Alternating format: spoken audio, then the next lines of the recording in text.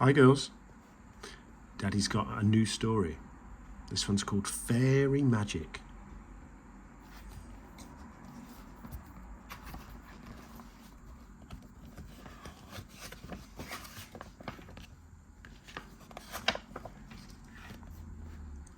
Bang, clash, roar, goal, bang, clash, goal, clash.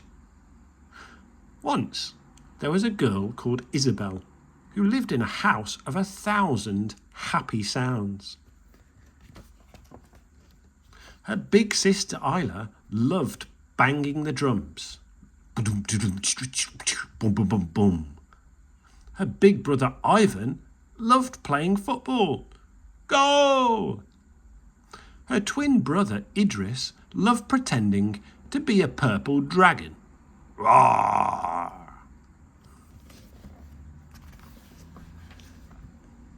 Isabel didn't hear many of these sounds, for her world was filled with echoes and quiet.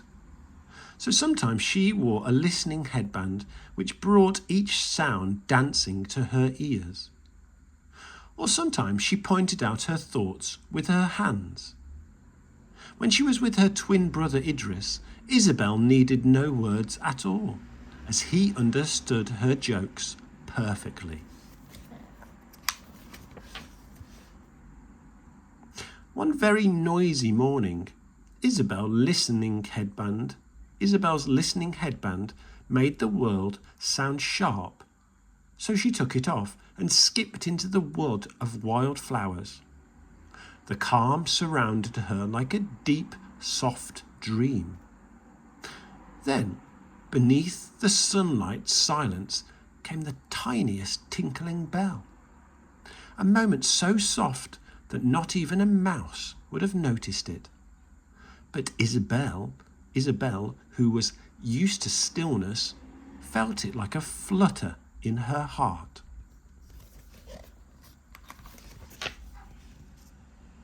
There was a flicker of a light, then a fairy hovered in front of Isabel on wings of sunshine and grace. "My name is Summer Blue," the fairy told her. Isabel gasped. She could understand the fairy perfectly, not hear her, but feel her words like a gentle breeze.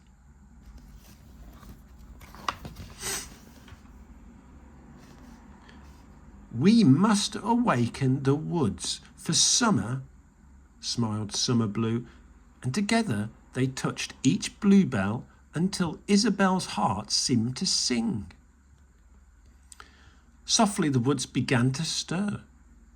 Baby birds unfurled their wings, butterflies took flight, and a flock of fairies filled the air in a whirl of wings and wildflowers. Isabel found herself dancing to the secret song of the woods.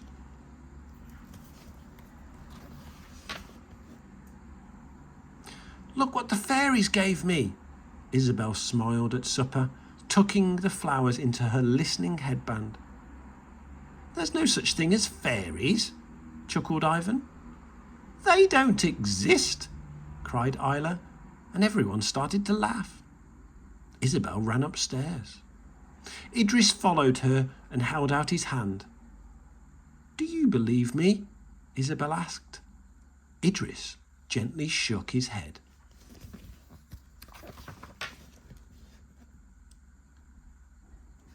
The next day, Summer Blue was helping a butterfly dry its wings. "None of my family believe you're real," Isabel sighed.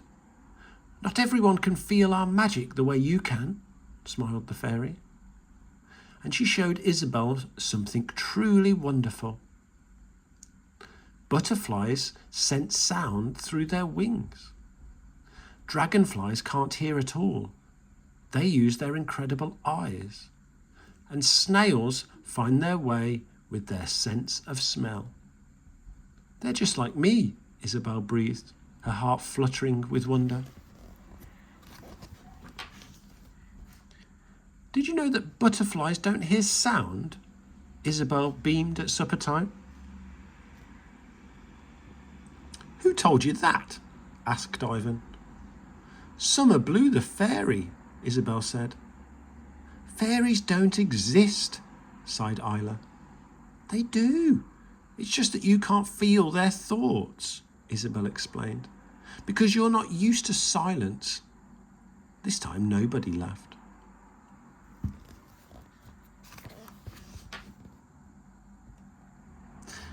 Every bright day, Summer Blue taught Isabel the secrets of the flowers and bugs. Idris began to wonder if Summer Blue was real after all.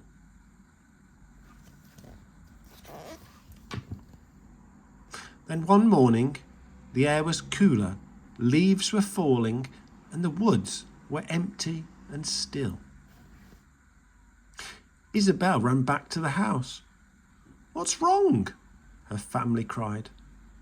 Summer Blue is gone, Isabel gasped. Ivan wrapped her in a huge hug. Isla stroked her hair. Perhaps she'll be back next summer, she mouthed. Idris knew what to do. He set off into the woods.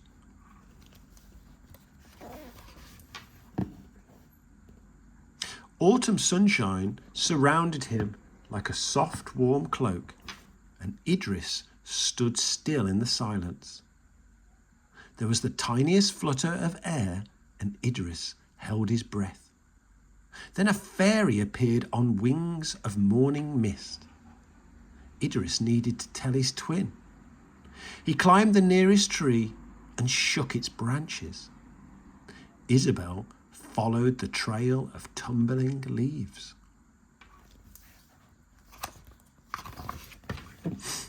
And gave her brother a look that needed no words at all.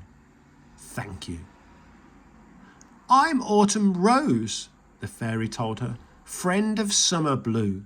It's time for summer to sleep and autumn to awaken. Isabel took her brother's hand.